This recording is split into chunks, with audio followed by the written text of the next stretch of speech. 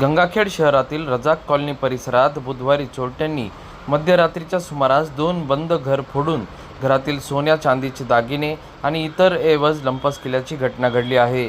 विशेष म्हणजे या सोन्याच्या चांदीच्या दागिन्यांच्या पावत्या घर मालकाकडे नसल्याने गुन्हा दाखल करण्यात आला नाही असे सांगण्यात आले आहे। सदर घटनेमध्ये 25 तोळे चांदी, 20 ग्राम सोने आणि नगदी 2 लाख रुपयाचा मुद्देमाल चोरट्यांनी लंपास केला आहे। या प्रकरणी गंगाखेड पोलीस ठाण्यात चोरीच्या घटनेला 2 दिवस होऊनही गुन्हा दाखल करण्यात आलेला नाही। निर्मला प्रकाश पाटीकर राहणार इथेच राहतो। माझं कामाला पुण्याला आहे तिकडे।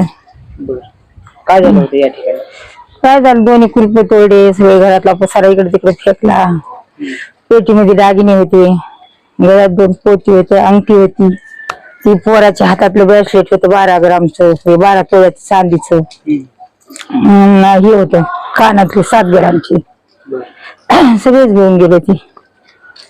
आणि पुन्हा त्या आईचं पडली ती जोगा मागती ना, एवढी मोठी चिल्लर होती आलेली, तिचे पैसे होते 1 लाख रुपये घरामध्ये, तेव्हा म्हातारीने केलेले 100 जमा केलेले सगळेच घेऊन गेले त्या घरातले। डाळ दही सुद्धा ओतून नेले, तांदूळ घरातले नेले, गहू नेले, सगळंच घरातले नेले, सगळं घरात ज्ञानात करायचं। तुम्हाला कसं माहित झालं या ठिकाणी? आई वडील तिकडे गेले ते भावाच्या इथं, ते सकाळी पाणी सुटेल म्हणून सकाळी 6लाच आले इथं। त्यांना वाटलं मीच आले काय की पुण्याहून दार खुलं दिसायले म्हणून आवाज देत होते। घरात गेले तर काय सगळं विस्कून फेकलेलं, त्या मोठ्या मोठ्या पेट्या सगळ्या साड्या उचकून फेकल्यात, कपाट उचकून फेकले, आपलं ते फ्रीज सुद्धा काढले, ते फ्रीज मध्ये काय फ्रीज सुद्धा काढून टाकले, सगळे डबे फेकले तिकडे तिकडे। याबाबत पोलिसांना तुम्ही कळवलं का? कळवलं ना, आलते ना पोलीस बघायला। काय सांगितलं तुम्हाला? ते यांना सांगितलं अशी हिचकायचकी झाली, पैसे गेले, पोरीचे दागिने गेले, यांना नेमकं माहिती नव्हतं काय होतं काय नाही घरामध्ये। कागदपत्र दाखल करण्यात आलाय का? गुन्हा दाखल केला नाही, त्यांनी येऊन बघून गेले खाली। काय म्हणले गुन्हा दाखल करण्यात? या म्हणले तिथं पोलीस स्टेशनला, करूच म्हणले, दोघं मिळून या म्हणले, करू दाखल गुन्हा। आपलं नाम बोला। माझं नाव सय्यद मुकीद आहे। ते आमच्या बारक्या भावाचं घर आहे। ते 2-4 दिवस गावाला गेलेलं होतं, त्याच्या सासरवाडी मध्ये काहीतरी कामानिमित्त, आणि परवा दिवशी मंगळवारी त्याच्या घरी रात्री 2-2:30 वाजेच्या दरम्यान चोरी झाली आहे।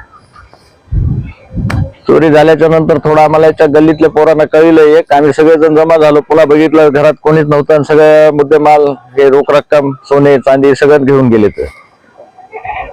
याबाबत पोलिसांना तुम्ही कळवलं का? पोलिसाला काल जाऊन कळलं, ठाण्यात गेलतो, स्वतः PI साहेब आलते, पुन्हा ते BDMदार आलते, त्यांनी पंचनामा करून घेतला, फोटो काढले, व्हिडिओ काढले।